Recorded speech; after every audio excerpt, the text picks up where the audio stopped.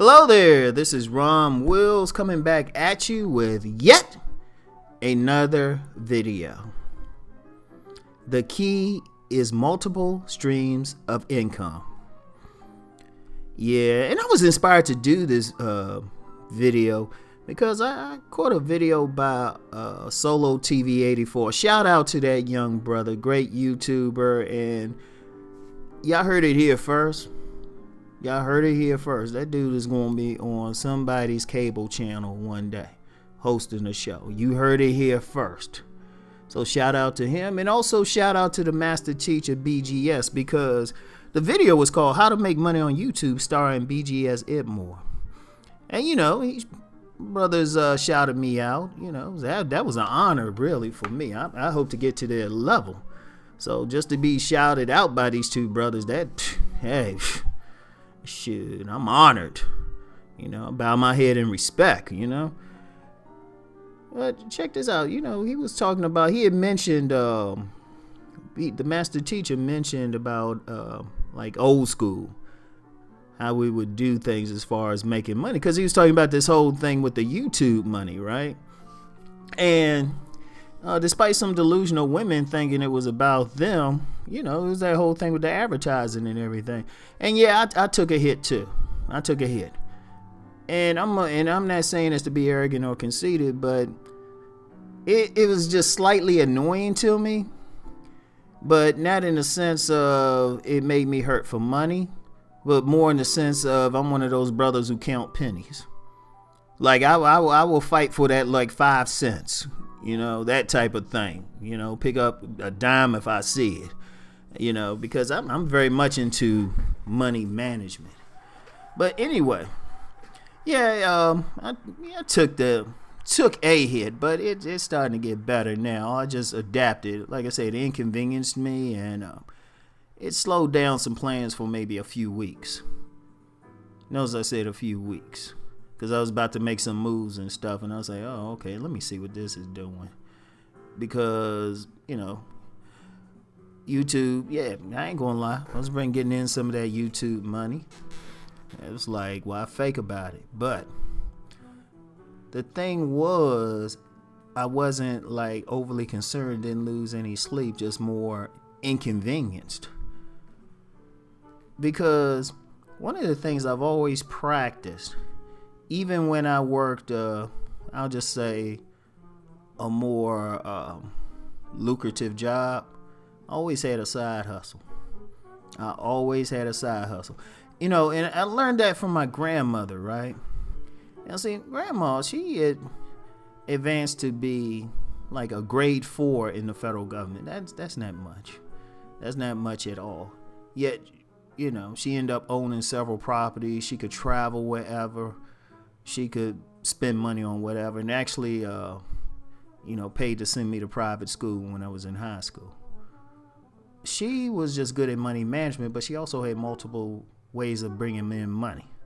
I mean, I ain't gonna get into it, and it was all legal too. And I learned that from her. But one thing she taught me, right, and she taught a lot of people too. She said, even if you have a well-paying job, if you have the time, get something on the side and make that your fun job. That's where you really make your money. Now, I know this one of our neighbors, a woman who was like a second mother to me, right? And this is a woman who gave me a lot of game just on life, women, everything, right? But that woman, a second mother, she took to heart what my grandmother said, and even though she had a very good government job, she got her a little part-time thing, just cleaning offices and stuff, right? She was able to get so much stuff at one time. She would buy a car and just give it away. I mean, she had props. She was buying like land, everything. So I learned from all of that. So with me, even with all of this, I always have extra. I always had extra because, I know there's some people out there might think, oh yeah, especially some delusional women with that list, thinking, yeah, let's put Rom on that list, hit all of them with that money. No, all it meant was some stuff I had earmarked for the money I couldn't really do. You know, because the thing is, I still have the other income streams, and that's very important because I always see one thing I've learned, and I don't want to get into it. It's one of those things that involves a legal matter, but I learned not to put all my stuff into one basket. Right, and when I say legal matter, it wasn't like I committed a crime or anything, but I got to see the effects of having all your money in one place, or even getting all your money from one place. So it's like I'm one of those people. I can watch somebody else do something, and it's like, oh, okay, I better not do that. You know, I ain't one of those people got to learn something or experience something to actually learn the lesson. I'm good enough just watching you fuck up. But one of the things with all of this, like I say, I was inconvenienced by it, but the other money sources are working just fine. That's where I actually pay attention. Like in that video, the master teacher, BGS, mentioned, my books. I actually gauge how well I do on YouTube by how many people go to buy my books. Now, when I have a slow day in book sales, that's ebook sales or hardcovers, that's when I'm like, oh, shit. Because that's an income stream. Also, I have an online university and also a subscription membership site. So it's just like, oh, okay, I got all this stuff. And I got a few other things, too, I don't really mention. But it's multiple sources. And even, and I've mentioned a few times, I have a modest day job. Now, that I'm like thinking, do I keep it? Or do I go part-time? It's like one of those deals, right? Now check it out, right? Check this out. The thing with that is still extra money, and maybe even with the day job, I say a lot of that for the time being just goes into my savings. Like I actually make more with my other stuff. And I'm not saying all this to brag or anything like that, but just this is more as a lesson for anyone listening, anyone who's concerned about this YouTube thing. I'm just going through life. Have multiple ways that you can make money. Like, for example, I told you about like the online stuff, but I'm also good at vending. Like I can go now if I chose to. I can make as much money vending as I'm making maybe online, because there's always please, my brother can work anything from an expo, flea market, street corner, and it's not even something I have to employ. But if I did need to, I can go out there and sell something, because it's just extra. And it's interesting. One thing I gotta give to BGS, that brother can peep a lot. That's why I call him the master teacher. And he had mentioned I could, I'm someone who could probably go out there and do seminars and stuff like that. I haven't even got back into doing that yet, because I'm trying to make that a show. Had some ladies there for y'all and everything, hostesses and shit. But that'll be in the fall. And just real quick, as an aside, best time to start a business, if you got a business idea, starting it in the summer or spring is not a good idea. Now you can, if you have no other choice, you forced to, and you just feel the need. But the best time is always in the fall to do stuff, because one, during the summer especially, people traveling and stuff, they ain't trying to spend money on anything other than travel. They saving money. Starting in the fall though, and I hate to say it because it's part of this whole consumer culture, but people start thinking about Christmas and stuff, so their person, their wallets are a little bit looser. They spend their money a little bit freely. That's why a lot of businesses really make their money really in the fall and winter. And the rest of the year, they just maintain.